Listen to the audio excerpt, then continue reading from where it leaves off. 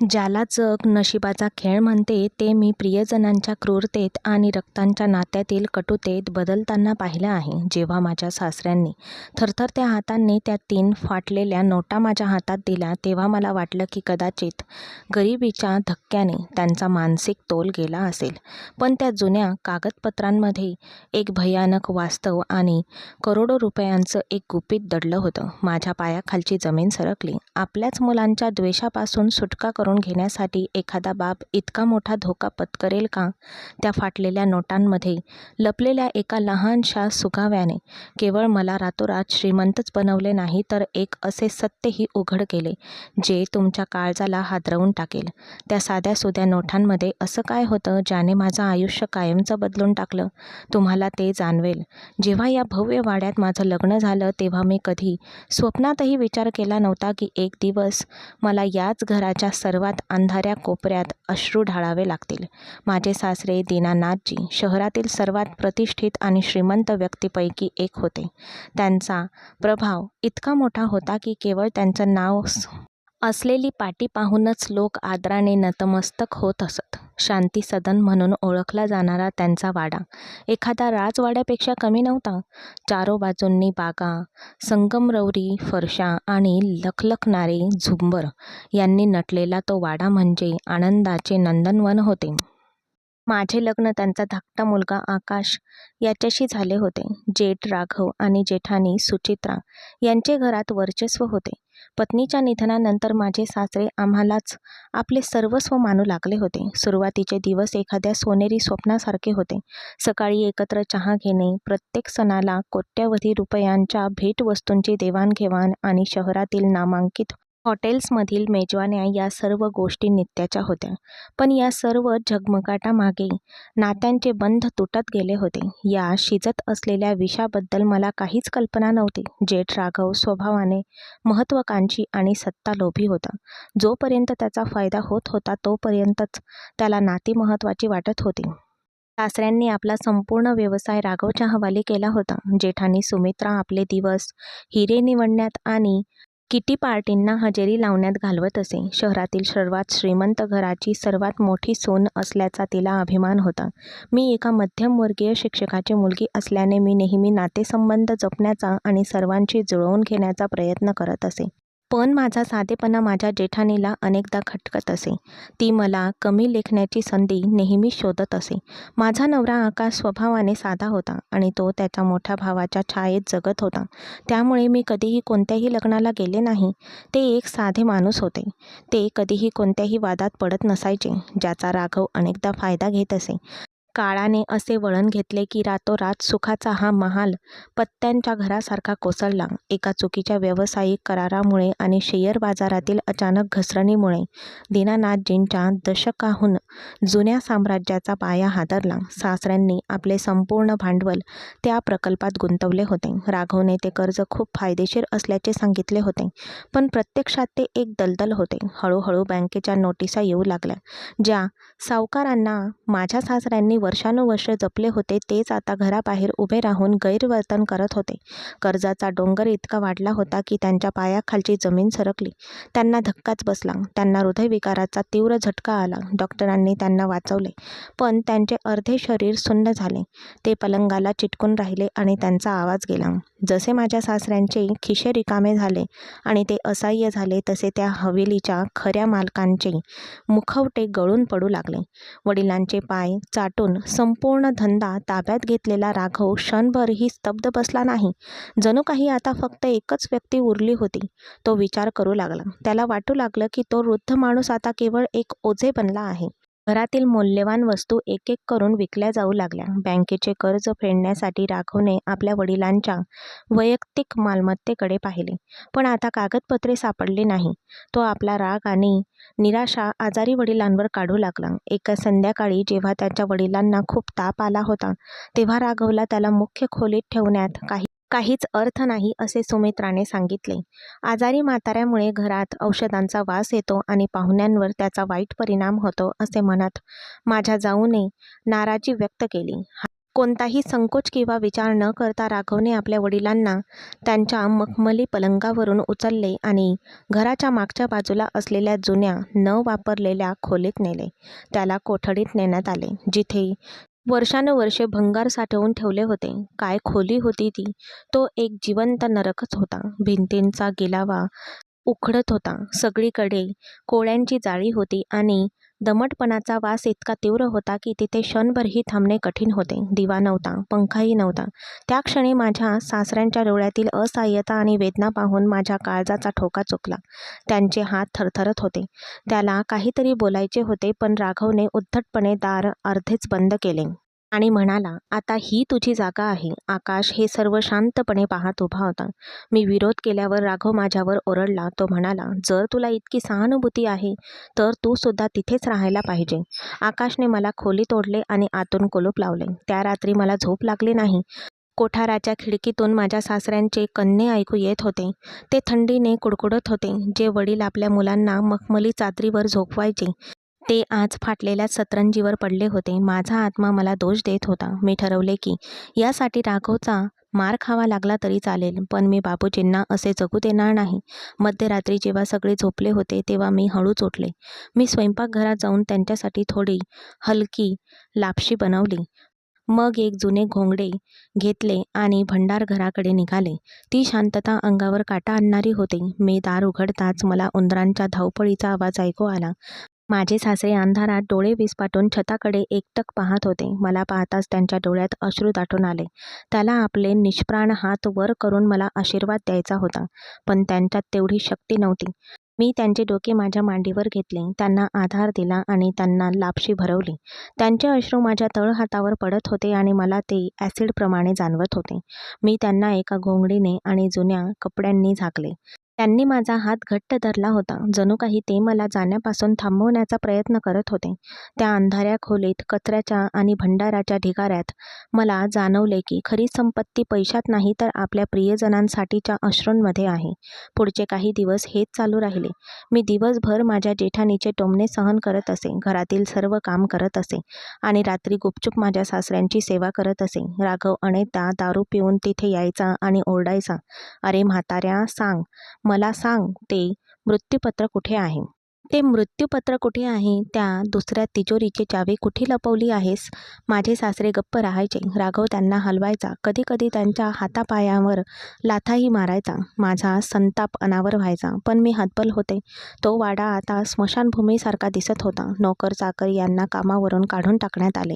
जेठानी सुमित्राला आता स्वतः काम करायचे नव्हते, त्यामुळे सगळा भार माझ्यावर पडला. ती अनेकदा माझ्या सासऱ्यांच्या जेवणावर निर्बंध घालायची. ती म्हणायची, "तो कमवू शकत नाही तर त्यांना का खाऊ घालायचे?" मी माझ्या ताटातलं जेवण वाचवून बाबूजींसाठी घेऊन जायचे. एके दिवशी राघवने माझ्या सासऱ्यांची जुनी पेटी बाहेर काढली आणि सर्वांसमोर फोडली. त्यात सोनं किंवा मालमत्तेची कागदपत्र असतील असं त्यांना वाटलं, पण त्यात काय होतं? फक्त माझ्या सासूबाईंचे जुने फोटो, माझ्या सासऱ्यांच्या पहिल्या कमाईतील एक नाणं आणि मुलांची लहानपणीची काही खेळणी. संतापलेल्या राघवने त्या आठवणींच्या वस्तू जमिनीवर फोडल्या आणि त्यांच्यावर पाय ठेवला. माझे सासरे हे सर्व दाराच्या फटीतून पाहत होते. त्यांच्या मूक किंकाळ्या अजूनही माझ्या कानात घुमतात. मी यापूर्वी नात्यांचे असे नीच स्वरूप कधीही पाहिले नव्हते. त्या दिवशी हे सिद्ध झाले की पैसा लोकांना केवळ आंधळेच करत नाही तर त्यांना पशूंमध्येही बदलते. माझ्या सासऱ्यांची प्रकृती दिवसेंदिवस खालावत होती, पण कोणालाही त्याची पर्वा नव्हती. सर्वांचे लक्ष फक्त त्या व्यक्तीवर केंद्रित होते. ते त्या वस्तूची वाट पाहत होते जी त्यांना सापडत नव्हती. कोठारातील ती पहिली रात्र माझ्या आयुष्यातील सर्वात लांब आणि सर्वात भयावह होती. माझे सासरे, ज्यांना एकेकाळी संपूर्ण शहर आदराने नतमस्तक होत असे, ते भंडाराच्या ढिगाऱ्यात एका फाटलेल्या गालिच्यावर पडले होते. त्यांच्या धापा त्या शांत खोलीत एखाद्या जुन्या इंजिनप्रमाणे घुमत होत्या. जेव्हा मी त्यांच्या डोक्याखाली एक जुनी उशी ठेवली तेव्हा त्यांनी माझे मनगट धरले. त्यांच्या हातांच्या थंड स्पर्शाने आजही माझ्या अंगावर काटा आला. त्यांच्या डोळ्यात अश्रू नव्हते, पण एक अशी पोकळी होती जी 1000 शब्दांपेक्षाही अधिक बोलकी होती. मला जाणवले की बाहेरचे हे झगमगते जग त्यांच्यासाठी मृतवत आहे. दुसऱ्या दिवशी सकाळी जेव्हा सूर्योदयाच्या पहिल्या प्रकाशात जेव्हा पहिली किरणं लहान खिडकीतून आत आली तेव्हा मी पाहिलं की खोलीच्या कोपऱ्यातल्या जुन्या पेट्यांवर धुळीचा जाड थर साचला होता. जेठानी सुमित्राने सकाळी लवकरच आपल्या मोठ्या आवाजाने घर हलवून टाकलं होतं. घरात एकही नोकर उरला नसतानाही ती नाश्त्याला काय बनवायचं यावरून स्वयंपाकघरात ओरडत होती आणि नोकरांना शिव्या देत होती. तिथे कोणीच नव्हते. ती वारंवार कोठाराकडे बोट दाखवून सांगत होती की तिथे जायची गरज नाही. तिथे फक्त घाण आणि रोगराई आहे. राघवचे वागणे अधिकाधिक हिंसक होत चालले होते. त्याला खात्री होती की त्याच्या वडिलांनी कुठेतरी कोट्यवधी रुपयांची रोकड किंवा दागिने लपवले आहेत. तो दिवसातून 3 वेळा कोठारात जात असे. तो अनेकदा त्याच्या वडिलांना जोरात हलवत असे. एके दुपारी मी खिडकीजवळ उभी होते तेव्हा मला राघव ओरडताना ऐकू आला, "म्हातारे, तोंड उघड. ती स्विच बँकेची कागदपत्रे कुठे आहेत? आईच्या नावावर घेतलेल्या जमिनीची मूळ कागदपत्र कुठे आहेत?" सासऱ्यांचा आवाज आधीच गेला होता. ते फक्त मान हलवून नकार देत असत. रागाच्या भरात त्याने जवळ पडलेले पितळचे भांडे उचलले आणि भिंतीवर फेकून मारले. ते भांडे माझ्या सासऱ्यांच्या कानाजवळून निघून गेले. माझ्या काळजाचा ठोका चुकला. मी आत जायचा प्रयत्न केला, पण राघवने मला बाहेर ढकलले आणि म्हणाला, "अंजली, या म्हाताऱ्याची बाजू घेणे थांबव. जर तू त्यांच्याबद्दल सहानुभूती दाखवलीस तर आजपासून तुला जेवायला मिळणार नाही." तेव्हापासून मी माझ्या सासऱ्यांना माझ्या वाट्याचे जेवण देऊ लागले. मी स्वतः उपाशी राहायचे, पण गुपचूप त्यांच्यासाठी लापशी आणि दुधाची सोय करायची. घरातलं वातावरण एखाद्या युद्धभूमीसारखं वाटत होतं. माझा नवरा आकाश पूर्णपणे त्याच्या मोठ्या भावाच्या ताब्यात होता. जेव्हा कधी मी त्याच्याशी माझ्या सासऱ्यांच्या परिस्थितीबद्दल बोलायचे तेव्हा तो तोंड फिरवायचा आणि मला म्हणायचा, "अंजली, भैया जे काही करतोय ते घर वाचवण्यासाठीच करत आहे. बाबूजींनी सगळे पैसे उधळले आहेत आणि आता आपण रस्त्यावर आलो आहोत." मी त्यांना समजावून सांगण्याचा प्रयत्न केला की पैसा येतो आणि जातो, पण वडील कधीच परत येत नाहीत. पण जणू काही कोणीतरी त्यांच्यावर जादूटोणा केला होता. जेठानी सुमित्राने हळूहळू घरातील सर्व मौल्यवान वस्तू माहेरी पाठवायला सुरुवात केली. बँक येऊन सर्व काही जप्त करेल अशी तिला भीती वाटत होती. ती तिच्या सासऱ्यांच्या खोलीतील प्रत्येक वस्तूची झडती घ्यायची. चावी मिळेल या आशेने तिने आपल्या सासऱ्यांच्या जुन्या कोटचे खिसेसुद्धा फाडून पाहिले. एका रात्री जेव्हा मुसळधार पाऊस पडत होता, भंडारघराचे छत गळू लागले. माझे सासरे पूर्णपणे भिजले होते. मी तिथे पोहोचल्यावर पाहिले की ते थंडीने कुडकुडत होते. मी माझ्या दुपट्ट्याने त्यांना पुसले आणि माझ्या खोलीतून त्यांच्यासाठी एक कोरडे ब्लँकेट आणले. त्यांनी माझा हात धरला आणि त्यांच्या फाटलेल्या शर्टच्या खिशाकडे बोट दाखवला. जेव्हा मी आत हात घातला तेव्हा तिथे काहीच नव्हते. मला वाटलं की ते कदाचित जुन्या आठवणींना उजाळा देत असावेत. माझ्या सासऱ्यांची अवस्था पाहता डॉक्टरला बोलावणे अत्यंत गरजेचं होतं. पण राघवने सरळ नकार दिला. तो सारखा म्हणत होता, "डॉक्टरचे पैसे कोण देणार? तू आई-वडिलांकडून आणशील का?" मी आईने दिलेले सोन्याचे ब्रेसलेट विकून एका छोट्या दवाखान्यातून गुपचूप डॉक्टरला बोलावले. जेव्हा डॉक्टरांनी माझ्या सासऱ्यांची तपासणी केली तेव्हा त्यांच्या डोळ्यातील दुःख आणि आश्चर्य त्यांना लपवता आले नाही. ते मला एकांतात म्हणाले, "बाळा, त्यांना औषधापेक्षा प्रेम आणि आदराची जास्त गरज आहे. त्यांच्या मनाने हार मानल्यामुळे त्यांचं शरीर साथ देत नाहीये." डॉक्टरांचे शब्द ऐकून मला रडू कोसळले. माझ्या सासऱ्यांनी मला रडताना पाहिले. तेव्हा त्यांनी मला जवळ बोलावले आणि मोठ्या मुश्किलीने एक एक शब्द कुजबुजला, "रडू नकोस, नशीब." ते शब्द अजूनही माझ्या कानात घुमतात. पुढच्या काही दिवसात जेठानी आणि जेठचा छळ वाढत गेला. तिने माझ्या सासऱ्यांना आंघोळ घालणंही बंद केलं होतं. जेव्हा कधी मी त्यांच्या आंघोळीसाठी पाणी गरम करायचे तेव्हा सुमित्रा गॅस बंद करायची. ती म्हणायची, "गरम पाणी कशाला वाया घालवायचं? त्याला थंड पाण्याने आंघोळ घाल." डिसेंबरच्या त्या कडाक्याच्या थंडीत ती एका असहाय्य वृद्ध माणसाला थंड पाण्याने आंघोळ घालण्याबद्दल बोलत होती. मी माझ्या बादलीतून गरम पाणी काढून त्याला आंघोळ घातली. त्या क्षणी माझ्या सासऱ्यांच्या पाठीवर काही निळे डाग माझ्या लक्षात आले. राघववरील संशयाने मला खात्रीत रूपांतर झाले. माझ्या सासऱ्यांना मारहाण झाली आहे हे पाहून मला संतापणावर झाला. मी राघवकडे जाऊन त्याच्याकडे स्पष्टीकरण मागितले. तेव्हा त्याने मला एक थप्पड मारली. आकाशनेही मला साथ दिली नाही. त्या थप्पडीने माझ्या मनातील वात्सल्य एका ठिणगीत पेटले. मी ठरवले की आता मी माझ्या सासऱ्यांसाठी ढाल बनेन. मी रात्रंदिवस त्यांच्याजवळ बसू लागले. तिथला वास आणि उंदीर आता मला याची सवय झाली होती. माझ्या लक्षात आलं होतं की माझे सासरे भिंतीवर नेहमी रेषा ओढायचे. मला वाटलं की ते आपले दिवस मोजत आहेत, पण त्या रेषांना एक विशिष्ट पद्धत होती. कधीकधी ते 3 रेषा काढायचे. आणि मग त्या खोडून टाकायचे. एकदा त्यांनी जमिनीवरच्या धुळीत 10 लिहिलं होतं. मला वाटलं की ते ₹10 मागत आहेत. पण त्या घरात ₹10 सुद्धा कोणाकडे नव्हते. सर्व काही कर्जात बुडाले होते. माझ्या जेठानीने तर घरातले सर्व जुने फर्निचर भंगाराला विकायला सुरुवात केली होती. एके दिवशी तिने माझ्या सासऱ्यांची आवडती आरामखुर्ची सुद्धा विकली, ज्यावर बसून ते तासनतास गोष्टी सांगायचे. जेव्हा माझ्या सासऱ्यांनी ती खुर्ची खिडकीतून बाहेर नेताना पाहिली, तेव्हा त्यांच्या डोळ्यातून अश्रू वाहू लागले. ती खुर्ची लाकडाची एक तुकडा नव्हती, तर त्यांच्या गतवैभवाचा शेवटचा अवशेष होता. सासऱ्यांचा आजार आता त्यांच्या फुफ्फुसापर्यंत पसरला होता. ते सतत खोकत होते आणि प्रत्येक खोकल्यासोबत त्यांच्या तोंडातून रक्त वाहत होते. हे पाहून राघव म्हणाला, शेवट जवळ आला आहे. आपण या ओझ्यातून मुक्त होऊ. त्याच्या शब्दांनी जणू माझ्या सासऱ्यांना त्यांच्या डोळ्यासमोरच गोळी घालून ठार मारले.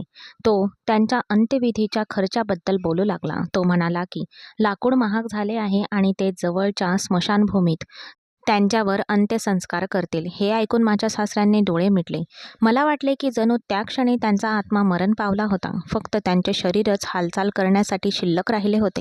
त्या रात्री माझ्या सासऱ्यांनी मला एक जुनी लहान पेटी दाखवली, जी त्यांनी धुळीत पुरून ठेवली होती. जेव्हा मी ती उघडली, तेव्हा माझ्या सासूबाईंची एक छोटी टिकली आणि एक सुकलेले गुलाब होते. त्यांनी ती पेटी माझ्या हातात दिली, जणू काही ते मला त्यांची सर्वात मौल्यवान वडिलोपार्जित वस्तू देत होते. खरी उत्सुकता तेव्हा सुरू झाली, जेव्हा एके दिवशी काळा कोट घातलेला एक अनोळखी माणूस घराबाहेर उभा राहिला. त्याने सूट घातला होता आणि तो माझ्या सासऱ्यांबद्दल विचारत होता. राघवने त्याला हाकलून लावले, पण जाताना त्याने माझ्या हातात एक कागदाचा तुकडा दिला. त्यावर लिहिले होते, वेळ कमी आहे, नोंदी जपून ठेवा. मला काहीच कळले नाही. कसल्या नोंदी? आमच्याकडे जेवायला सुद्धा पैसे नव्हते. माझ्या सासऱ्यांकडे असं काही होतं का जे ते देऊ शकतील? ते राघवच्या नजरेतून सुटले होते का? मी माझ्या सासऱ्यांना त्या माणसाविषयी विचारण्याचा प्रयत्न केला, पण ते गप्प राहिले. त्यांच्या डोळ्यात एक विचित्र भीती आणि इशारा होता. आपला जीव धोक्यात आहे हे त्यांना माहीत होतं का? की ते एखादं मोठं रहस्य लपवत होते? मानवी लोभाला सीमा नसते. आणि हे मी तेव्हा पाहिलं, जेव्हा माझ्या जेठानीने माझ्या सासऱ्यांचे फाटलेले कपडे चोरले. त्यांनी गादीसुद्धा फाडायला सुरुवात केली. त्यांना वाटले की चिठ्ठ्या आत ठेवलेल्या असतील. त्यांनी सगळा कापूस बाहेर काढला आणि माझ्या सासऱ्यांना उघड्या जमिनीवर झोपायला सोडून दिले.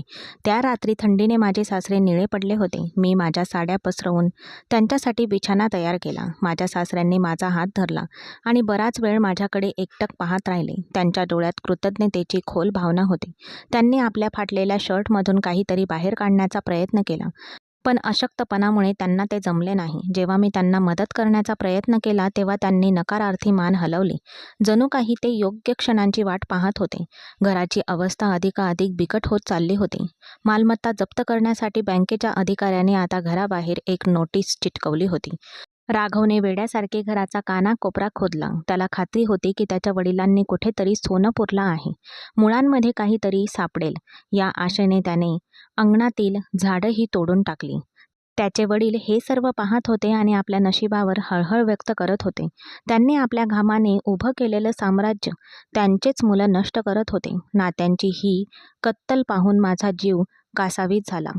मला भीती वाटत होती की ज्या दिवशी राघवला काहीच मिळणार नाही, त्या दिवशी तो माझ्या सासऱ्यांसोबत काहीतरी भयंकर करेल. आणि तो दिवस फार दूर नव्हता.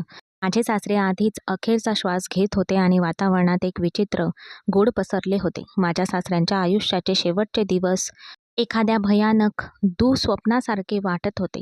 कोठारातील हवा जड झाली होती आणि मृत्यूचे ठोके स्पष्टपणे ऐकू येत होते. त्याला प्रचंड ताप होता आणि त्यांच्या शरीराच्या उष्णतेने ते ज्या ओल्या सतरंजीवर पडले होते ती गरम होत होती. राघव आणि त्यांची पत्नी सुमित्रा यांनी आता कोठाराकडे पाहणेही पूर्णपणे सोडून दिले होते. जेव्हा कधी शेजारचे लोक बाहेर भेटून त्यांच्या वडिलांच्या तब्येतीची विचारपूस करायचे, तेव्हा राघव निर्लज्जपणे हसून म्हणायचा, बाबूजी आराम करत आहेत.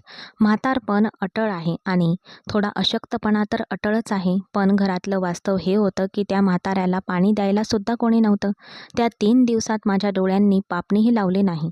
मी माझा सगळा वेळ त्या दमट खोलीत घालवला. मी त्यांच्या कपाळावर थंड पट्ट्या ठेवल्या आणि देवाला प्रार्थना केली की एकतर त्याला बरे कर किंवा त्या नरक यातनेतून त्यांची सुटका कर. त्याचे ओठ कोरडे आणि पांढरे पडले होते आणि त्याला गिळताही येत नव्हते. माझ्या सासऱ्यांची नजर नेहमी खोलीच्या एका अंधाऱ्या कोपऱ्यावर खिळलेली असायची, जिथे भंगाराचा मोठा ढीग साचला होता. मला वाटले की ते तिथे लपलेल्या उंदरांना शोधत असतील, पण त्यांची नजर एक ठिकाणी खिळलेली होती. त्यांच्या नजरेत एक विचित्र ओढ होती. काल रात्री जेव्हा बाहेर शांतता पसरली होती आणि संपूर्ण घर गाढ झोपेत होते, तेव्हा माझ्या सासऱ्यांनी अचानक पूर्ण ताकदीने माझे बोट पकडले. त्यांच्या पकडीतून होणारी धडपड पाहून मी घाबरले. एक प्रकारची अस्वस्थता होती, ज्यामुळे मला भीती वाटली. त्यांच्या डोळ्यात एक चमक दिसली, जणू एखादा विझत चाललेला दिवा शेवटच्या वेळी आपल्या पूर्ण ज्योतीने फडफडत असावा. थरथरत्या हाताने त्याने मला त्यांच्या जुन्या मळकट उशीखाली हात घालण्याचा इशारा केला. तिला दुर्गंधी येत होती आणि तिच्यावर वर्षानुवर्षांची धूळ साचली होती. मी आत हात घालताच माझ्या बोटांना काहीतरी मखमली स्पर्श जाणवला. जेव्हा मी ते बाहेर काढले तेव्हा ती एक लहान काळ्या मखमली पिशवी होती. माझ्या सासऱ्यांनी डोळ्यातील कडक इशारा करत मला ती अजून उघडू नकोस आणि ताबडतोब माझ्या साडीच्या पदरात लपवून ठेव असे सांगितले. त्यांच्या चेहऱ्यावरून घामाच्या धारा वाहत होत्या. जणू काही ही छोटीशी कृती करण्यासाठी त्यांनी आपली उरलेली सगळी शक्ती पणाला लावली होती. पुढे जे काही घडलं त्याने मला चकित केलं. माझ्या सासऱ्यांनी त्याच्या फाटलेल्या बनियानात हात घातला, जिथे त्यांनी छातीजवळ काहीतरी लपवलं होतं. थरथरत्या हातांनी त्यांनी 3 नोटा बाहेर काढल्या. त्या जुन्या, मळकट आणि फाटलेल्या 10 रुपयांच्या नोटा होत्या. त्या नोटांची अवस्था इतकी वाईट होती की एखाद्या भिकारीसुद्धा त्या घ्यायला तयार झाला नसता. त्यांच्यावर जगत जगत असे शब्द लिहिलेले होते आणि त्या सडण्याच्या बेतात होत्या, पण त्या काही ठिकाणी चिकटपट्टीने चिटकवलेल्या होत्या आणि विरल्या होत्या. त्याने त्या 3 नोटा माझ्या हातावर ठेवल्या आणि ही माझ्या डोळ्यात इतक्या खोलवर पाहिले की जणू ते माझ्या आत्म्यालाच भेटत आहेत असे मला वाटले. त्यांचे कोरडे ओठ हलले. ते काहीतरी बोलण्याचा आटोकाट प्रयत्न करत होते. त्यांच्या घशातून एक घरघर बाहेर पडली, पण शब्द काही बाहेर पडत नव्हते. मला वाटले की कदाचित या गरिबी आणि अपमानाच्या काळात त्यांच्या मनावर परिणाम झाला आहे. एकेकाळी करोडपती असलेला दीनानाथ मला त्यांच्या अंतिम मृत्यूपत्राच्या रूपात हे कचऱ्याचे तुकडे का देत आहे? त्यांचं डोकं फिरलं आहे का? पण त्यांच्या डोळ्यातील स्थिर भाव काही वेगळंच सुचवत होते. त्यांच्या डोळ्यातून शेवटचा एक दाट अश्रू ओघळला, माझ्या तळहातावर पडला आणि त्या 10 रुपयांच्या नोटा भिजवून टाकल्या. एका क्षणात त्यांची पकड ढिली झाली आणि त्यांचा हात जमिनीवर निपचित पडला. एकेकाळी शहराच्या अर्थव्यवस्थेवर नियंत्रण ठेवणारा दीनानाथ त्या कचऱ्याच्या ढिगाऱ्यात औषधांशिवाय आणि आपल्या प्रियजनांशिवाय मरण पावला होता. मी तिथे एका पाषाण पुतळ्यासारखी बसून होते. एका हातात त्या फाटलेल्या नोटा आणि दुसऱ्या हातात ती मखमली पिशवी मी धरली होती. मला किंचाळायचे होते, पण माझा घसा दाटून आला होता. थोड्या वेळाने जेव्हा मला शुद्ध आली तेव्हा मी ढसाढसा रडू लागले. माझे हुंदके ऐकून राघवजी कोठाडात आले. त्यांच्या चेहऱ्यावर दुःखाचा लवलेशही नव्हता, उलट एक विचित्र प्रकारचा दिलासा दिसत होता. त्यांनी माझ्या सासऱ्यांच्या थंडगार शरीराकडे पाहिले आणि मग माझ्याकडे वळून जड आवाजात म्हणाले, रडू नकोस. जे व्हायचं होतं ते झालं. आता निदान रोजची भांडणं तरी संपतील. राघवने लगेच त्याच्या काही मित्रांना आणि एका पुजाऱ्याला फोन केला. मध्यरात्री अंत्यसंस्काराची तयारी सुरू झाली. पण जेव्हा मी पाहिलं की माझ्या सासऱ्यांचं शरीर जेमतेम थंड झालं होतं आणि राघव व सुमित्रा वेड्यासारखे कोठारात शोधू लागले. त्यांनी आपल्या वडिलांचा जुना पलंग तोडून टाकला. कुऱ्हाडीने लाकडी पेट्या फोडल्या. ते मृत्यूपत्र, ते हिरे आणि दागिने शोधत होते. त्यांच्या कथांनी त्यांना रात्री झोपू दिलं नव्हतं. राघव ओरडत होता, ते सगळं कुठे गेलं म्हातारे? म्हातारा आतू रिकाम्या हाताने मरू शकत नाही. त्याने मला भिंतीला दाबून धरले आणि माझा हात पिळवटून विचारले, त्याने तुला काही दिलं आहे का? सांग. मी मुठ्ठी आवळल्या. बॅग आणि त्या 3 नोट्या माझ्या साडीच्या पदराला लपवलेल्या होत्या. मी रडत म्हणाले, त्यांनी मला काही दिलं नाही. ते तर बोलूही शकले नाहीत. राघवने मला ढकलले आणि शिव्या देत रागाने बाहेर निघून गेला. अंत्यविधीच्या वेळीसुद्धा राघवचे लक्ष चितेच्या लाकडांवर नव्हते, तर पाहुण्यांच्या गप्पांवर होते. सगळे कुजबुजत होते की त्याच्यावर खूप कर्ज झालं आहे, त्यामुळे सर्व काही साधेपणानेच केलं आहे. मी माझ्या सासऱ्यांची चिता जळताना पाहिली आणि त्या 3 नोटांचे ओझे माझ्या छातीवर जाणवले. घरी परतल्यावरही राघव विचारातच होता. त्यानंतर राघवने माझ्या सासऱ्यांची खोली पूर्णपणे बंद करून टाकली. जणू काही तिथे एखादा खजिनाच दडलेला होता. पण मला माहीत होतं की तो खजिना त्या फाटलेल्या कागदांमध्ये होता. फक्त त्यांचा अर्थ काय आहे हे मला माहीत नव्हतं. 13व्या दिवसांची वाट पाहणेही राघवला असह्य होत होते. दुसऱ्या दिवसापासूनच त्याने आपल्या वडिलांच्या जुन्या फायली जाळायला सुरुवात केली. फायलींच्या राखीकडे पाहताना माझे सासरे जणू पूर्णपणे नाहीसे झाले आहेत असेच मला वाटले. पण त्या 3 नोटा त्या माझ्या डोळ्यासमोरून सतत तरळत होत्या. माझ्या सासऱ्यांनी मरण्यापूर्वी मलाच का निवडले? जेव्हा आकाशने मला विचारले की मी इतकी शांत का आहे, तेव्हा मी त्याला काहीच सांगितले नाही. मला भीती होती की राघवच्या लोभापुढे आकाशचा निरागसपणा बळी जाईल. त्या नोटांमध्ये एक गहन रहस्य दडलेले होते. एक असा दुवा जो कदाचित गरिबीच्या या संपूर्ण कहाणीची दिशाच बदलू शकला असता. मी ठरवले की जोपर्यंत मला त्या नोटांमागील सत्य कळत नाही तोपर्यंत मी स्वस्थ बसणार नाही. कदाचित माझ्या सासऱ्यांचा आत्मा भटकत होता, कारण त्यांचे सत्य त्या कोठारातील कचऱ्यातून अजूनही बाहेर आले नव्हते. माझ्या सासऱ्यांच्या निधनानंतर वाड्यावर पसरलेली शांतता ही शांततेचे लक्षण नव्हते, तर येणाऱ्या वादळाची एक सूचना होती. राघव आणि सुमित्रा यांनी वर पाहता हे स्वीकारले होते की माझे सासरे यांनी सगळी गुपिते स्मशानभूमीत घेऊन गेले. पण माझ्या मनातील अस्वस्थतेमुळे मला झोप लागत नव्हती. माझ्या सासऱ्यांच्या अंत्यविधीला 1 आठवडा उलटून गेला होता. राघवने आता ती हवेली विकण्याचा पक्का निश्चय केला होता. त्याला आपली सर्व कर्जे फेडण्यासाठी आणि उरलेल्या पैशांनी दुसरीकडे स्थायिक होण्यासाठी पैशांची नितांत गरज होती. मला भीती वाटत होती की जर ते घर विकले गेले तर कोठार आणि त्यांच्या भिंतींमध्ये दडलेली सर्व रहस्य कायमची गाडली जातील. एका रात्री जेव्हा संपूर्ण घर गाढ झोपलेले होते आणि बाहेर कुत्रे भुंकत होते, तेव्हा मी माझ्या कपाटात ती रहस्य शोधली. मी कोपऱ्यातून मखमली पिशवी आणि 10 रुपयांच्या 3 फाटलेल्या नोटा बाहेर काढल्या. खोलीतील मंद प्रकाशात मी त्या माझ्या टेबलावर पसरवल्या. पहिल्यांदा पाहिल्यावर त्या निव्वळ कचऱ्याच्या तुकड्यासारख्या दिसत होत्या, घाणेरड्या, जुन्या आणि अनेक ठिकाणी फाटलेल्या. पण जेव्हा मी त्यांना बारकाईने तपासू लागले तेव्हा माझे डोके गरगरू लागले. माझ्या सासऱ्यांनी त्या नोटा काळजीपूर्वक टेप लावून एकत्र बांधलेल्या होत्या. माझ्या लक्षात आले की तिन्ही नोटांवरील अनुक्रमांकांमध्ये फेरफार करण्यात आला होता. ते एका अतिशय बारीक सुईने किंवा पेनाने खोडून काढले होते आणि त्या जागी काही दुसरे अंक लिहिलेले होते. माझ्या हृदयाची धडधड वाढू लागली. मी एक टॉर्च घेतला आणि त्या नोटा प्रकाशासमोर धरल्या. नोटांच्या आतल्या बाजूला असलेल्या वॉटरमार्कजवळ अगदी लहान अक्षरात काहीतरी लिहिलेले होते. ते सामान्य हस्ताक्षर नव्हते, तर नकाशासारखे आकार होते. मी त्या 3 नोटा शेजारी शेजारी ठेवल्या आणि माझ्या लक्षात आले की त्या नोटा नसून एका कोड्याचे 3 तुकडे होते. जेव्हा ते तिन्ही एका विशिष्ट पद्धतीने एकत्र जोडले जात, तेव्हा त्यांच्या फाटलेल्या कडांच्या मागे एक संपूर्ण पत्ता आणि अंकासारखा एक संकेत दिसायचा.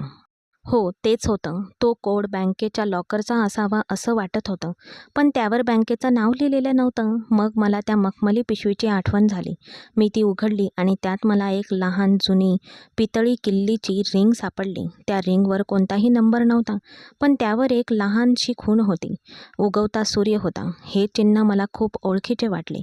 अचानक माझ्या डोक्यात एक विचार चमकून गेला. माझ्या सासऱ्यांच्या जुन्या ऑफिसजवळ रायझिंग सन कोऑपरेटिव्ह बँक नावाची एक खूप जुनी आणि छोटी बँक होती. ही त्या बँकेची चावी होती का? पण माझ्या सासऱ्यांनी ती इतकी सुरक्षितपणे का लपवून ठेवली होती? राघव, त्याने त्यांची सर्व बँक खाती कसून तपासली होती. मग ही बँक त्याच्या नजरेतून कशी सुटली? तेव्हा माझ्या लक्षात आले की राघव फक्त मोठ्या बँका आणि मुख्य खातीच शोधत होता, तर त्याच्या वडिलांनी आपले खरे मृत्यूपत्र जवळजवळ विस्मृतीत गेलेल्या त्या छोट्या बँकेत ठेवले होते. रात्र जसजशी पुढे सरकत होती तसतशी उत्कटता वाढत होती. मी त्या नोटांकडे पाहिले. मी ते आकडे एका कागदावर लिहून ठेवले. ते 7/12/04/18 असे काहीतरी दिसत होते. मला वाटले की ती एखादी तारीख किंवा लॉकरचा पासवर्ड असावा.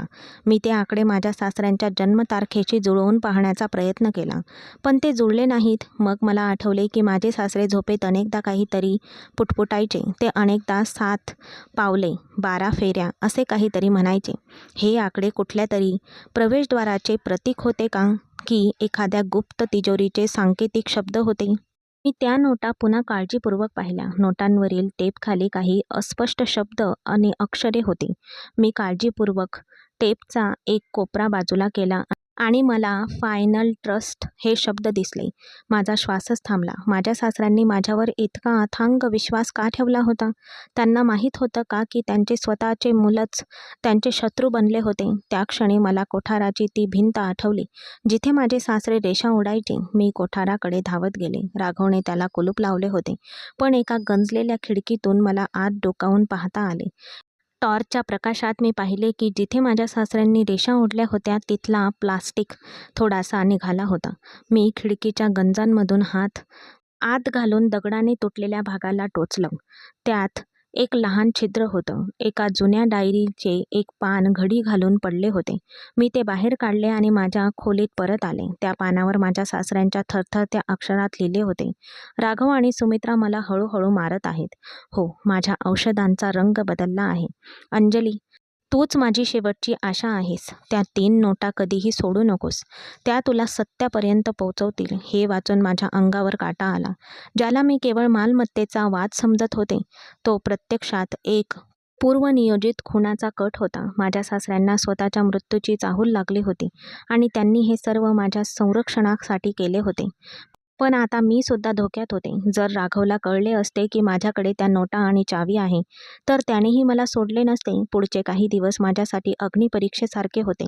राघवने घराच्या विक्रीची कागदपत्रे आधीच पूर्ण केली होती. त्याने मला सांगितले की आपल्याला पुढच्या 3 दिवसात ती हवेली रिकामी करावी लागेल. माझ्याकडे खूप काही कमी वेळ होता.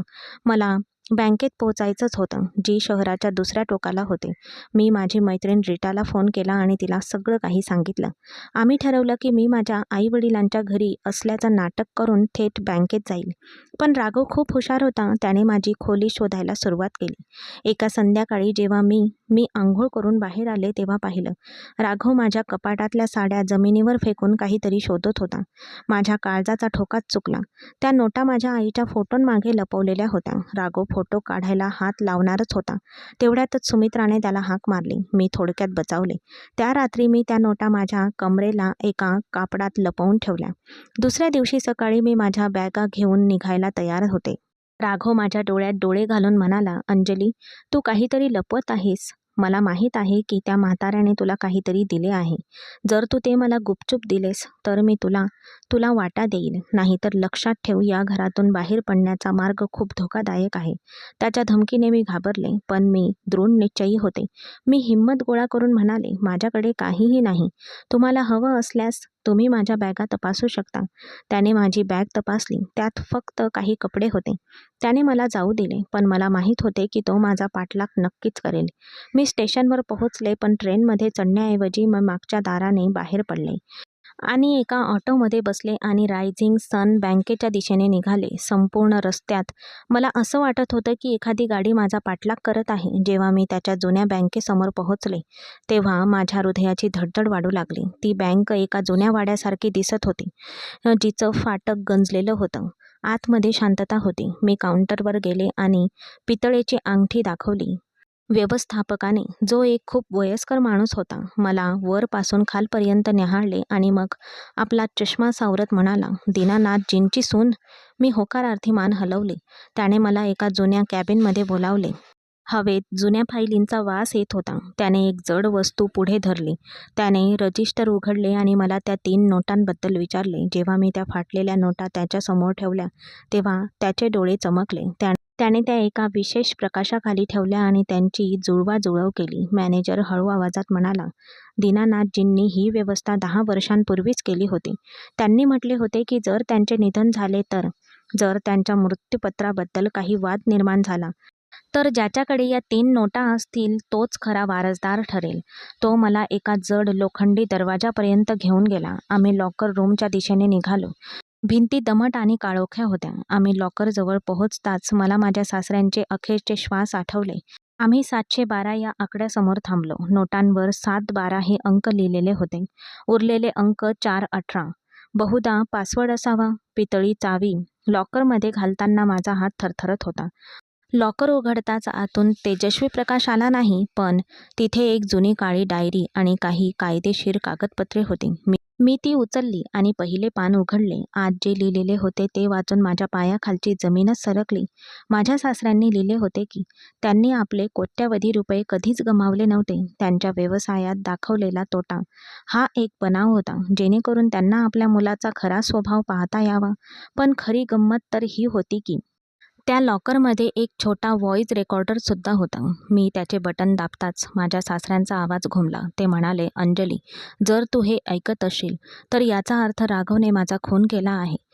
पण त्याला हे माहीत नाही की तो जे घर विकणार आहे त्याखाली खरा खजिना नाही, तर त्याच्या नाशाचा पुरावा दडलेला आहे. हे ऐकून मी किंचाळले. खजिना नाही तर नाशाचा पुरावा? माझे सासरे काय सांगण्याचा प्रयत्न करत होते? त्या नोटांचा खरा उद्देश फक्त हे लॉकर उघडणे हा होता की त्यात अजून काहीतरी होते जे मला अजूनही कळत नव्हते. माझ्या लक्षात आले की खेळ अजून संपलेला नव्हता, पण सर्वात भयानक वळण तर अजून यायचे होते. बँकेच्या त्या थंड आणि शांत लॉकर रूममध्ये जेव्हा माझ्या सासऱ्यांचा आवाज त्या जुन्या रेकॉर्डरमधून घुमू लागला, तेव्हा माझ्या आत काहीतरी तुटलं. त्यांच्या आवाजात पूर्वीसारखा तोरा नव्हता. उलट ते आपल्या अखेरच्या श्वासापर्यंत न्यायासाठी याचना करणाऱ्या एका पराभूत वडिलांचा आवाज होता. रेकॉर्डरचा आवाज किंचित फुटला, पण प्रत्येक शब्द बाणासारखा माझ्या हृदयात घुसला. ते म्हणाले, अंजली, जर तू इथपर्यंत आली आहेस तर याचा अर्थ माझा विश्वास सार्थ ठरला. राघवला वाटले की त्याने मला लुटले, पण त्याने फक्त ती कागदपत्रे चोरली जी मी त्याला चोरू दिली होती. खरी शक्ती त्या कागदपत्रांमध्ये नाही, तर शहरापासून दूर एका अज्ञात गावात वर्षापूर्वी मी तुमच्या सासूबाई सावित्री यांच्या नावावर खरेदी केलेल्या जमिनीच्या तुकड्यात आहे. राघव आणि सुमित्राने मला विष दिले. अंजली, ते हळूहळू माझ्या औषधात एक असं रसायन मिसळत आहेत जे माणसाला आतून पोखरून काढतं. हे सगळं माहीत असूनही मी ते प्यायलं, कारण माझ्या स्वतःच्या रक्ताची पातळी किती खाली जाऊ शकते हे मला बघायचं होतं. मी थरथरत्या हातांनी रेकॉर्डर बंद केला. माझी दृष्टी अंधुक झाली होती. ज्या माणसाची मी रात्रंदिवस सेवा केली त्यांच्याच मुलांनी त्याला हळूहळू संपवले होते. जेव्हा मी लॉकरमधली काळी डायरी चाळली तेव्हा मला औषधांची नावे आणि ज्या तारखांना राघवने माझ्या सासऱ्यांची गैरवर्तन केले होते त्या सापडल्या. डायरीच्या मध्यभागी मृत्यूपत्राचा मूळ आणि अंतिम मसुदा होता. त्यावर न्यायालयाचा शिक्का आणि साक्षीदार म्हणून त्याच बँक मॅनेजरची सही होती. मृत्यूपत्रात स्पष्टपणे नमूद केले होते की मी अंजली दीनानाथच्या सर्व गुप्त मालमत्तेची एकमेव वारसदार आहे, ज्यात कोट्यवधी रुपयांची जमीन आणि इतर गुंतवणुकीचा समावेश होता. त्याच्या निर्दयतेमुळे राघव आणि आकाश पूर्णपणे बेदखल झाले होते, पण रहस्य कायम होते. शेवटी एक अट लिहिली होती, हे मृत्यूपत्र तेव्हाच अंमलात येईल जेव्हा राघव हवेली विकण्याचा सौदा पूर्ण करेल आणि माझ्या सासऱ्यांच्या निधनाला किमान 1 महिना उलटून जाईल. माझ्या सासऱ्यांनी इतका दूरचा विचार केला होता. त्यांना माहीत होते की जर राघवला त्याआधी कळले तर ते मला ठार मारतील. त्यांनी राघवला हवेली विकण्याची परवानगी दिली, जेणेकरून तो स्वतःच्याच लोभाच्या जाळ्यात अडकेल. त्याने हवेली विकताच तो स्वतः या सापळ्यात अडकेल. जसा तो ती हवेली विकेल तसा त्यांच्या लक्षात येईल की मालकीची खरी कागदपत्र या लॉकरमध्ये आहेत आणि त्याने केलेला सौदा कायदेशीररित्या रद्दबातल ठरेल. मी बँकेतून बाहेर पडले. माझं डोकं गरगरत होतं. मला संशय असलेली तीच काळी गाडी बाहेर उभी होती. मी ऑटोमध्ये बसताच ती माझा पाठलाग करू लागली. माझ्या हृदयाची धडधड वाढू लागली. मी ऑटो ड्रायव्हरला गाडीचा वेग वाढवायला सांगितले आणि मागच्या गल्लीतून माझ्या मैत्रीण रीटाच्या घरी गेले. मला माहीत होते की सरळ घरी जाणे सुरक्षित नसेल. रीटाच्या घरी पोहोचल्यावर मी त्या 3 नोटा पुन्हा काळजीपूर्वक पाहिल्या. त्यांचे रहस्य आता पूर्णपणे उलगडले होते. त्यावरचे कोड म्हणजे त्या जमिनीचा भूखंड क्रमांक आणि बँकेच्या पासवर्डचं मिश्रण होतं.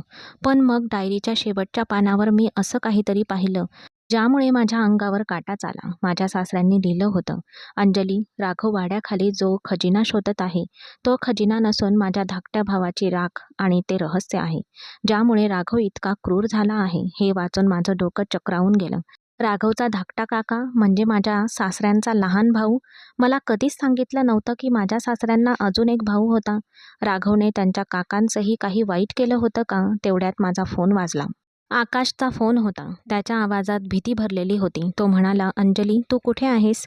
भैयाला कळलंय की तू बँकेत गेलीस. वेड्यासारखा तुझी वाट बघत बसलाय. सुमित्रा वहिनींनी तुझी खोली उद्ध्वस्त केली आहे. अजून घरी येऊ नकोस. मी आकाशला माझ्या सासऱ्यांच्या भावाबद्दल काहीच माहिती आहे का असं विचारलं आणि तो गप्प झाला. मग तो म्हणाला, तो एक अपघात होता. भैया म्हणतात की बाबूजींनी त्याला मारलं. आता मला समजलं की राघवच्या मनात त्याच्या वडिलांबद्दल इतका द्वेष का होता. त्याचा विश्वास होता की त्याचे वडील खुनी आहेत, पण सासऱ्यांची डायरी काहीतरी वेगळंच सांगत होती. मी हिंमत गोळा केली आणि ठरवलं की आता लपून बसण्याची वेळ संपली आहे. मला त्या हवेलीत परत जायलाच हवं, जिथून या सगळ्याची सुरुवात झाली होती. मी पोलिसांमधल्या माझ्या ओळखीच्या एका इन्स्पेक्टरला फोन केला आणि त्याला सगळं सत्य सांगितलं. मी त्याला हवेलीच्या जवळ तयार राहायला सांगितलं. जेव्हा मी हवेलीत पोहोचले तेव्हा तिथे शांतता होती. मी आत पाऊल टाकताच राघव जेठजी समोर उभे होते. त्यांनी तेच पिवळे भांडे हातात धरले होते ज्याने त्यांनी त्यांच्याच वडिलांना घाबरवले होते. त्यांच्या चेहऱ्यावर एक दुष्ट हास्य होते. ते म्हणाले, सुनबाई, तुम्ही आलात का? त्या चाव्या आणि ती कागदपत्रे मला द्या. मला माहीत आहे की तुम्ही त्या जुन्या बँकेत गेला होतात. मी शांतपणे म्हणाले, जेठजी, तुम्ही जे केलं त्यासाठी कायदा तुम्हाला कधीच माफ करणार नाही. तुम्ही बाबूजींना विष दिलं. राघव हसून म्हणाला, तो म्हातारा त्या लायकीचाच होता. त्याने फक्त मालमत्तेसाठी माझ्या काकांना मारलं. आज मी तेच करतोय जे त्याने केलं. मी ओरडले, खोटं. बाबूजींनी कोणालाही मारलं नाही. तुझ्या काकांनी आत्महत्या केली कारण ते त्यांचे सगळे पैसे सगळी मालमत्ता जुगारात हारले होते आणि बाबूजींनी त्यांना वाचवण्याचा प्रयत्न केला होता. हे सगळं या डायरीत लिहिलं आहे. राघवचे डोळे लालबुंद झाले. तो माझ्यावर झडप घालणारच होता, पण तेवढ्यात माझी जेठानी सुमित्रा धावत आली आणि म्हणाली, थांब राघव, पोलीस आले आहेत. राघव दचकला. मी पाहिलं की इन्स्पेक्टर आणि त्याचं पथक आधीच आत शिरलं होतं. मी डायरी आणि मृत्यूपत्र पोलिसांच्या स्वाधीन केले. पण जेव्हा इन्स्पेक्टरने सांगितलं की त्यांना हवेलीच्या तळघराची झडती घ्यावी लागेल, तेव्हा सस्पेन्सचा शेवटचा पडदा उघडला. राघवचा चेहरा फिका पडला. खोदकाम सुरू झाले आणि जे काही बाहेर आले त्याने सर्वांना धक्काच बसला. तिथे केवळ हाडेच नव्हते, तर माझ्या सासऱ्यांच्या भावाची सुसाईड नोट एका प्लास्टिकच्या पिशवीत सुरक्षितपणे ठेवलेली होती. त्यात स्पष्टपणे लिहिलेले होते की राघवने त्याच्या काकाला चिथावणी दिली होती आणि त्याच्या कर्जाची कागदपत्रे लपवून ठेवली होती, जेणेकरून तो आत्महत्या करून त्याचे खापर सासऱ्यांवर फोडेल. राघवने अनेक वर्ष आपल्या वडिलांवर खुनी असण्याचा भार टाकला होता आणि अखेरीस त्यांनी त्यालाही ठार मारले. राघवला हतकड्या घातल्या गेल्या. सुमित्रा जमिनीवर बसून रडत होती. आकाश आपली नजर वर उचलू शकला नाही. एकेकाळी सुखाने भरलेली ती हवेली आता पापाने ओसंडून वाहत होती. पोलीस राघवला घेऊन गेले. मी त्या कोठाराकडे पाहिले जिथे माझ्या सासऱ्यांनी आपले शेवटचे दिवस घालवले होते. जणू काही ते खिडकीपाशी उभे आहेत असे मला वाटले. त्या 3 फाटलेल्या नोट्या अजूनही माझ्या मुठीतच होत्या. त्यांनी मला फक्त पैसेच दिले नव्हते, तर एका संपूर्ण कुटुंबाला उद्ध्वस्त करणारे सत्यही माझ्यासमोर उघड केले होते. आता फक्त शेवटचा भाग उरला होता. त्या मालमत्तेचे काय होणार आणि माझ्या सासऱ्यांच्या त्या 3 नोटांमागचे अंतिम सत्य काय होते? कारण डायरी सर्वात महत्त्वाची आहे. मागच्या पानावर अजूनही एक अपूर्ण कोडे होते, जे फक्त नोंदी एका विशिष्ट क्रमाने लावूनच सोडवता येणार होते. जेव्हा पोलिसांच्या टॉर्चचा प्रकाश त्या हवेलीच्या दमट तळघरावर पडला, तेव्हा त्याने केवळ धूळ आणि जुन्या आठवणीच नव्हे, तर एका कुटुंबाच्या पतनाची संपूर्ण गाथा उघड केली. जेव्हा राघवला पोलीस गाडीत बसवण्यात आले तेव्हा त्यांच्या चेहऱ्यावर पश्चातापाचा लवलेशही नव्हता. तो अजूनही माझ्याकडे तुच्छतेने पाहत होता, जणू त्याला स्वतःच्या पराभवाचे नव्हे तर माझ्या विजयाचे दुःख होत होते. सुमित्रा अंगणाच्या मध्यभागी डोके धरून बसली होती. तिचा सगळा अभिमान, तिच्या हिऱ्यांबद्दल आणि रेशमी साड्यांबद्दलचा तिचा गर्व त्या दिवशी धुळीला मिळाला होता. आकाश, जो आत्तापर्यंत एखाद्या सावलीसारखा होता, तो हुंदके देत आणि रडत आपल्या भावाच्या मागे चालत राहिला. त्याने मला काहीतरी सांगण्याचा प्रयत्न केला, पण मी माझी नजर दुसरीकडे वळवली. एकदा तुटलेले नात्यांचे बंधन गाठ मारून सांधता येते, पण त्यातला तोच जिव्हाळा कधीच परत आणता येत नाही. दुसऱ्या दिवशी सकाळी जेव्हा सूर्याची पहिली किरणे वाड्याच्या उंबरठ्याला स्पर्श करत होती, तेव्हा तो प्रकाश पूर्वीसारखा नव्हता. आज त्यात एक प्रकारची शुद्धता होती. जणू काही मोठं ओझं उतरलं होतं. मी माझ्या कपाटातून त्या 3 फाटलेल्या नोटा काढल्या. राघवच्या तुरुंगवासानंतर आणि मृत्यूपत्र सापडल्यानंतरही मला वाटलं होतं की माझ्या सासऱ्यांना त्या नोटांमधून मला अजून काहीतरी सांगायचं होतं. मी त्या 3 नोटा माझ्या डायरीच्या शेवटच्या पानावर चिटकवल्या. जेव्हा मी नोटांच्या फाटलेल्या असलेल्या कडा त्या ओळींशी जुळवल्या तेव्हा एक विलक्षण दृश्य समोर आले. नोटांचे अनुक्रमांक आणि डायरीतील ओव्या यांच्या सुयोगातून एक मोबाईल नंबर आणि एक गुप्त संदेश उघड झाला. अंजली, तो संदेश हा होता की गुन्हेगारांना शिक्षा देऊन न्याय मिळत नाही तर पीडितांना त्यांचा हक्क देऊन मिळतो. या नंबरवर फोन कर. मी थरथरत्या हातांनी तो नंबर डायल केला. पलीकडून एक गंभीर आणि शांत आवाज आला. ते श्री खन्ना होते, माझ्या सासऱ्यांचे जुने वकील आणि जवळचे मित्र. त्यांनी मला सांगितले की माझ्या सासऱ्यांनी त्यांच्या मृत्यूपत्राव्यतिरिक्त एक गुप्त निधी तयार केला होता. हा निधी त्या हजारो लोकांसाठी होता जे गुंतवणूकदार होते. त्यांनी राघवच्या चुकीच्या धोरणांमुळे आणि लोभामुळे आपले पैसे गमावले होते. माझ्या सासऱ्यांना केवळ माझ्यासाठी त्यांच्या संपत्तीचे रक्षण करायचे नव्हते, तर त्या गरीब लोकांचे हक्कही परत मिळवून द्यायचे होते. माझ्या लक्षात आले की माझ्या सासऱ्यांनी मला केवळ त्यांचा वारस बनवले नव्हते, तर त्यांच्या नीतिमत्तेचा आणि जबाबदारीचा मशालवाहकही बनवले होते, जी त्यांच्याच मुलांनी विझवून टाकली होती. त्या 3 फाटलेल्या नोटांमागचं खरं रहस्य आता माझ्यासमोर उलगडलं. माझ्या सासऱ्यांनीच त्या फाडल्या होत्या, कारण जो कोणी त्याच्याजवळ येईल त्याने संयम आणि शहाणपणा दाखवावा अशी त्यांची इच्छा होती. जर त्यांनी त्या नोटा थेट दिल्या असत्या तर कदाचित मी त्या खर्च केल्या असत्या किंवा राघवने त्या हिसकावून घेतल्या असत्या. पण त्या नोटांची अवस्था अशी होती की फक्त तोच त्यांना नोटांचे रहस्य समजू शकला असता, ज्याच्या हृदयात माझ्या सासऱ्यांबद्दल निरपेक्ष प्रेम होते. त्या नोंदी एकत्र करून मला जो मार्ग सापडला तो केवळ संपत्तीचा मार्ग नव्हता, तर तो मनःशांतीचा मार्ग होता. पुढचे काही महिने खूप व्यस्त होते. मी माझ्या सासऱ्यांच्या मृत्यूपत्रानुसार त्यांच्या सर्व गुप्त मालमत्तेची व्यवस्था लावली. मी ती हवेली विकली, कारण त्या भिंतींमध्ये अजूनही माझ्या सासऱ्यांचे कण्हे आणि राघवचा अहंकार घुमत होता. त्या वाड्यातून मिळालेल्या पैशांनी आणि माझ्या सासऱ्यांच्या गुप्त गुंतवणुकीतून मी राघवने उद्ध्वस्त केलेल्या सर्वांची कर्जे फेडली. जेव्हा मी त्या छोट्या दुकानदारांची आणि मजुरांची देणी फेडत होते, तेव्हा त्यांच्या डोळ्यात जी चमक होती तीच माझ्या सासऱ्यांची खरी संपत्ती होती. आकाश, त्याने माझी माफी मागितली आणि मला नव्याने सुरुवात करण्याची संधी दिली. मी त्याला माफ तर केले, पण मी माझे आयुष्य एकट्याने जगण्याचा निर्णय घेतला. मी दीनानाथ स्मृती संस्थान नावाची एक छोटी संस्था स्थापन केली, जी निराधार वृद्धांसोबत काम करते. आज जेव्हा मी त्या संस्थेला भेट देते, वरांड्यात बसल्यावर मला माझ्या सासऱ्यांच्या त्या 3 नोटा आठवतात. त्या मी अजूनही फ्रेम करून ठेवल्या आहेत. त्या मला आठवण करून देतात की जेव्हा एखादी व्यक्ती सर्वस्व गमावते तेव्हाही तिचे चारित्र्य तिच्यासोबत टिकून राहते. जगाला वाटते की दीनानाथजी एक कंगाल, विस्मृतीग्रस्त वृद्ध म्हणून मरण पावले, पण प्रत्यक्षात ते एका राजाप्रमाणे मरण पावले, ज्यांनी आपल्या अंतिम डावपेचाने केवळ वाईटाचा पराभवच केला नाही, तर आपला खरा वारसा योग्य हाती सोपवला. त्या फाटलेल्या 10 रुपयांच्या नोटांची किंमत करोडो रुपये नव्हती. त्यांचे मूल्य एका मरणासन्न वडिलांनी आपल्या सुनेवर ठेवलेल्या विश्वासात होते. जेव्हा कधी माझा श्वास फुलतो किंवा मला अशक्तपणा जाणवतो, तेव्हा मी त्या 3 नोटांकडे पाहते आणि मला माझ्या सासऱ्यांची ती शेवटची नजर आठवते, जी सांगत होती, मुली, तू एकटी नाहीस, सत्य तुझ्यासोबत आहे. आज मी करोडोंची मालक आहे. मला माझी सर्वात मोठी संपत्ती म्हणजे त्या वृद्ध लोकांची सेवा करण्यात मिळणारी शांती, जे माझ्या सासऱ्यांप्रमाणेच एकेकाळी आपल्याच लोकांच्या उदासीनतेचे बळी झाले होते.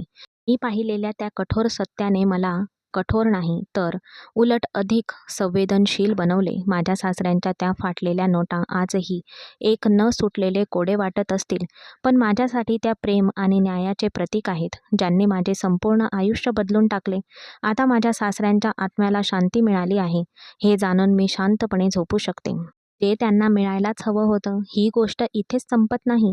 ही एका नव्या सुरुवातीची नोंद आहे, जिथे पैसा नव्हे तर माणुसकी हीच सर्वात मोठी संपत्ती आहे.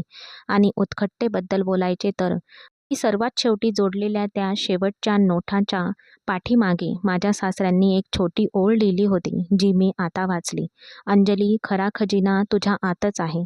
हे असं प्रेम आहे जे जगातला कोणताही राघव कधीही विकत घेऊ शकणार नाही. आपल्याच मुलांना धडा शिकवण्याची ही पद्धत योग्य होती असं तुम्हाला वाटतं का? कदाचित हो, कारण कधीकधी फक्त कडू औषधच खोल जखमा भरून काढतं. तर मित्रांनो, ही होती अंजली आणि तिच्या सासऱ्यांची गोष्ट, जिने आपल्याला शिकवलं की संपत्ती वारसा हक्काने मिळू शकते, पण मूल्य आणि नैतिकता कमवावी लागतात.